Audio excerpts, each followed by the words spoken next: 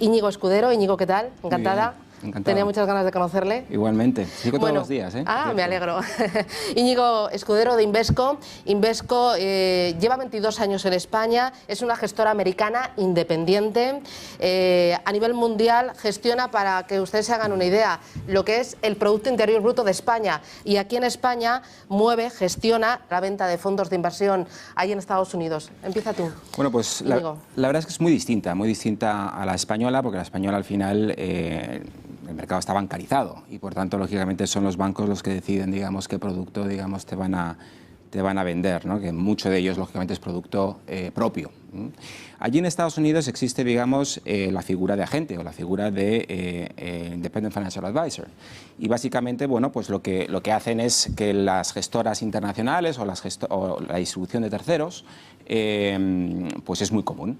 Y por tanto, lógicamente, pues lo que hacen los agentes o estos Independent Financial Advisors, lo que hacen lógicamente es pues dar un asesoramiento independiente. Lógicamente hay que pagar por ese asesoramiento y es normal pagar por ese asesoramiento, y lógicamente pues el asesor financiero lo que le hace es planificar, digamos, pues sus inversiones. Ahora, otra gran diferencia con respecto a España es que allí el inversor desde muy pequeñito pues conoce, digamos, lo que es la bolsa, lo que son los bonos, etcétera. Es más, yo he estudiado en Estados Unidos, tuve la gran suerte de poder estar, hice COU en Estados Unidos y luego pude estudiar en la universidad en Estados Unidos, y en COU, que ahora es la segundo de bachillerato, pues en COU pues hay una serie pues digamos, de asignaturas electivas, y una de ellas era bolsa.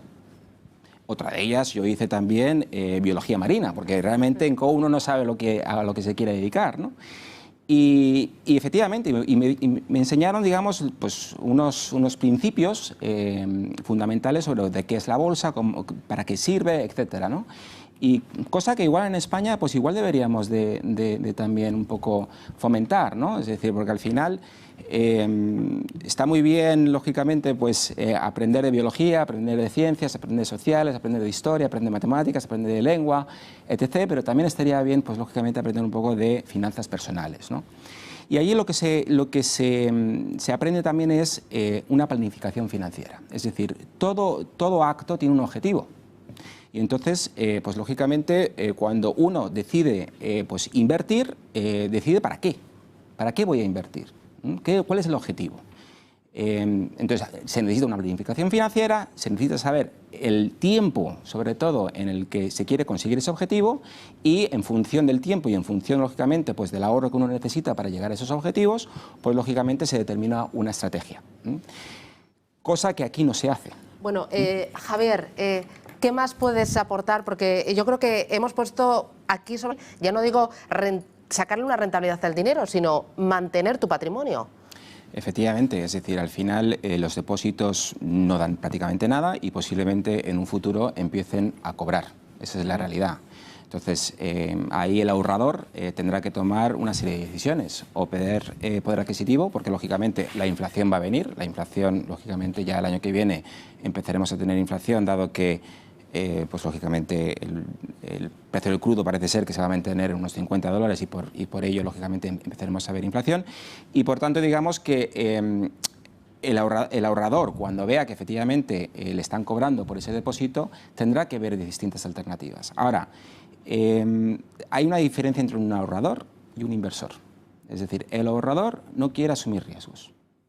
Pero es que ahora el ahorrador o se convierte en inversor o pierde su patrimonio. Es que estamos en una transformación muy importante. Y la un cambio cultural importante. Claro, claro. Y para eso se necesita una mayor cultura financiera, o te pones las pilas o pierdes patrimonio. Porque incluso la renta fija posiblemente tampoco pueda ser una alternativa para ese ahorrador, porque la renta fija tampoco va a dar mucho, por no decir nada. Negativo el 10 años alemán. Pues, efectivamente. 10 años en negativo es una... Entonces, lógicamente, el ahorrador o cambia de mentalidad o va a perder poder adquisitivo. Llegan principalmente por el asesor financiero, es decir, el asesor financiero es el que digamos, decide qué cartera debería tener su cliente, y por tanto, lógicamente, recibe, digamos, a pues los comerciales, digamos, de todas las entidades internacionales. Eso no ocurre, digamos, en España. Es decir, el mercado está tan bancarizado que, lógicamente, nosotros no podemos dirigirnos digamos, al banquero privado, porque lógicamente ponen unas trabas las entidades, y lo que hacemos es nos dirigimos al selector de fondos, que hace una selección de fondos, y luego es el selector de fondos el que le da a elegir al banquero privado qué tipo de fondos puede invertir, digamos, el cliente final. Es decir, hay que pasar, digamos, por un filtro,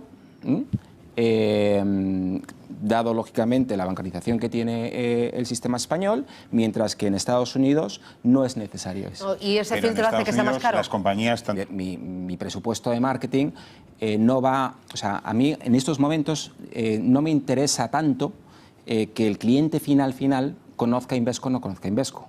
A mí lo que me interesa es que el banquero privado y el selector de fondos conozcan muy bien Invesco, porque son ellos los que al final van a asesorar al cliente final. Mientras que en Estados Unidos, mis dos clientes son los dos, es decir, el cliente final y el asesor. Porque si tu cliente final sabe quién eres y conoce tus fondos, conoce al gestor y sabe cómo lo ha hecho, pues vas al asesor y dice, quiero esto. O podrá debatir con él, por lo menos. Es decir, podrá decir, oye, ¿y por qué no Invesco? ¿O por qué no JP Morgan? ¿O por qué no? Sí, pero vamos, yo creo que estamos, es lo que te iba a decir, yo creo que estamos lejos de eso. Muy lejos, muy lejos. Creo que sí, porque cuanto mayor transparencia, lógicamente, el cliente puede tomar unas decisiones. Es decir, por ejemplo, si el cliente, si se le informa, por ejemplo, las comisiones y los gastos que tiene un fondo, por ejemplo, 1%, y ese fondo es un fondo de renta fija, en el que, por ejemplo, el cliente pregunta, bueno, ¿y cuál es la TIR, digamos, de ese fondo? Y también es del 1%, pues lógicamente sabe que va a ganar cero. Entonces, es muy importante tener esa transparencia de costes. Ahora, cuando vea eso, que efectivamente tiene cero, dirá, bueno, ¿y qué más me puedes ofrecer? Porque lógicamente esto no me va a dar rentabilidad.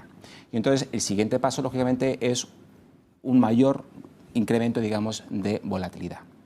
Entonces, la gran diferencia con respecto a Estados Unidos es que la aversión al riesgo, tanto en Estados Unidos o como en el Reino Unido, donde han sido ya inversores de largo plazo durante décadas, es que ellos, insisto, ellos tienen un objetivo de inversión, ellos tienen una inversión temporal. Y les da igual esos vaivenes que puedan tener a lo largo, digamos, del trimestre o incluso del año.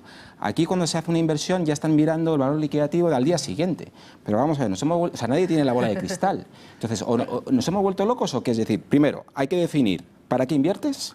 Segundo, el horizonte temporal, y saber que a lo largo de ese horizonte temporal va a haber vaivenes.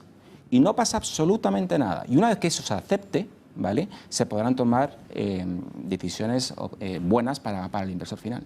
¿Con la distribución de esos fondos? Bueno, básicamente comentar que Invesco es una gestora internacional en el que no tiene banca privada, no tiene red comercial, solamente nos dedicamos a la gestión. Y sí, hemos comprado un robo-advisor. ¿Cómo es posible, no? Es decir, si no tenemos una distribución. Bueno, básicamente hemos comprado una robo-advisor porque hay, digamos, un segmento en Estados Unidos, que es un segmento, digamos, en el que es un patrimonio bajo, en el que, digamos, se están quedando fuera de ese asesoramiento. ¿Por qué? Porque el asesoramiento en Estados Unidos se paga y hay unos costes fijos. Bueno, aquí también se paga. Bueno, aquí se paga, pero se empieza a pagar. Aquí también, por supuesto, que se paga, pero al final el cliente no lo sabe porque está dentro, digamos, de la comisión de gestión. Claro. Ahora con MiFID II, pues lógicamente va a haber mayor transparencia y, digamos, se podrá ir igual a otras clases más baratas, pero lógicamente se tendrá que pagar, digamos, un fee. Pero independientemente de eso, digamos que, por lo menos, nosotros la razón por la cual hemos comprado un robo-advisor básicamente es porque hemos identificado pues, una serie, digamos, un segmento en Estados Unidos donde hay unos costes fijos para los asesores financieros en el que, lógicamente, son demasiado altos para, digamos, un cliente, digamos, con un patrimonio X, es decir, bajo. Y entonces esa gente necesita asesoramiento y ese asesoramiento, digamos, se lo puede dar un robo-advisor. Entonces nosotros la razón principal por la cual la hemos comprado es sobre todo para poder asesorar a ese tipo de clientes sin necesidad de una red comercial, por supuesto. ¿Va muy por delante los robo-advisors allí en Estados Unidos? Bueno, el primero... Al final es una cuestión de aversión al riesgo. Es decir, y falta ese horizonte temporal. Y me voy a explicar. Ahora le preguntas a cualquier inversor... Yo puedo tener mucha aversión al riesgo, pero no, quiero libertad para mi dinero. O sea, yo quiero poder decidir cuándo traspaso un Perfecto. fondo de inversión a otro, aprovechando además Perfecto. que España tiene una fiscalidad Pero, Susana, ventajosísima. Te voy a poner un ejemplo. Aquel inversor que invierte en un fondo de pensiones, por ejemplo, y sabe que no se va a retirar hasta dentro de 30 años, mira el valor liquidativo todos los días. Mira el valor liquidativo todas las semanas o cada mes. Posiblemente ni lo mire una vez al año. Y vaya así. Pero le da igual. ¿Por qué? Porque sabe que esa inversión es hasta dentro de 30 años. ¿Sí o no? Sí, sí. Pues lo mismo con cualquier inversión. Es decir, tú tienes un objetivo de inversión. Con un horizonte temporal, no lo mires todos los meses, no lo mires todos los días. No tiene sentido.